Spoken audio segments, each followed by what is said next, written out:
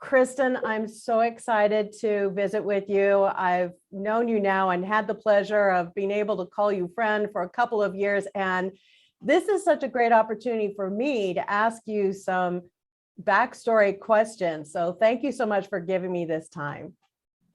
Well, thank you, Kelly. I was excited about the invitation and thrilled to be here, and just hopeful that that I can contribute to your project. I wanted to ask you first, what do you credit for the dedication that you've actually had all this time for the nonprofit sector? Well, honestly, it doesn't feel like a dedication to a sector. Truthfully, it really just feels like a desire to enjoy all of my professional experiences and to feel connected to my community. What I will say is that in the nonprofit sector, many times people will say, oh, I just fell into this role, or this was something that just kind of happened. But this was a deliberate career path choice for me. One of my formative work experiences as an intern while I was in college, actually here locally at AIDS Foundation Houston, really just led me to the desire to actually seek out opportunities and organizations that were mission driven. People were excited to be at work. They were thrilled to support the clients they were working with. They were engaged with each other, just the environment and the atmosphere. And so from that experience, deliberately chose to move into other roles and then went to graduate school for philanthropy and nonprofit management. As you no doubt know, the Blackbaud Institute recently released its charitable giving report for 2021, having just been finished. And they actually reported a 19% increase in support for nonprofits over the last 3 years. And that really took me by surprise because of the pandemic. So I'm interested in knowing, what is your state of the nonprofit where we sit right now? First, I want to acknowledge that these stats are great to see in terms of overall commitment to the sector. However, they are in aggregate and not the story for every organization. Yeah. So there was some real recognition over the last 3 years of the level of need that existed in our communities and where organizations were able to fill that need. And so there was a heightened level of awareness, but there was also a continued dedication to the mission of these organizations. The instinct during the initial part of the pandemic for some organizations was to pull back, not to feel like they were tugging on individuals who were their donors, who were also experiencing the impacts of the pandemic. But there were also organizations that chose to just continue telling the story.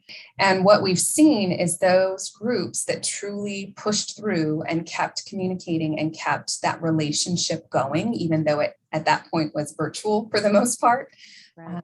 They experienced the level of success, not only maintaining and sustaining, but also demonstrating that growth. So what do you see in terms of the future of nonprofits, and how is that influencing your vision for the CP&L?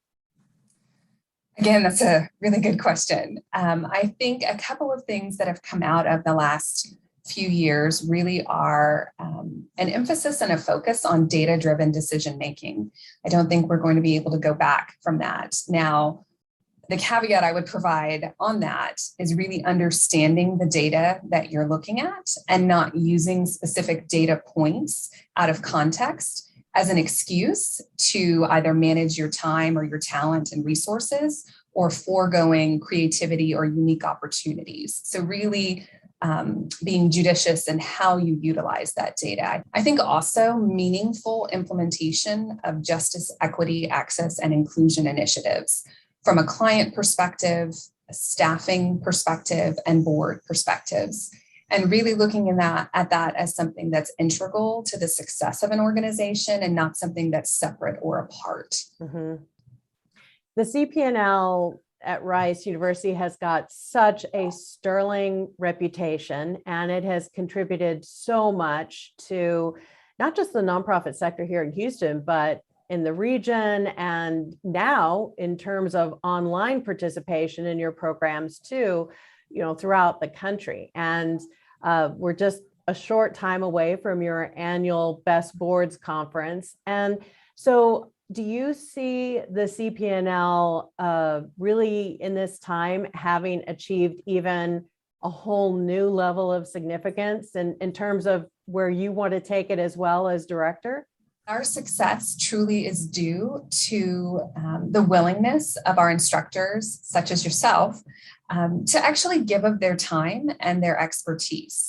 Our instructors provide a wide range of course content, but also learned and lived experience for our students, and let them know that they're not sitting in a situation alone, that someone has faced that and or can help them build the tools that they need in order to address it successfully in their organization.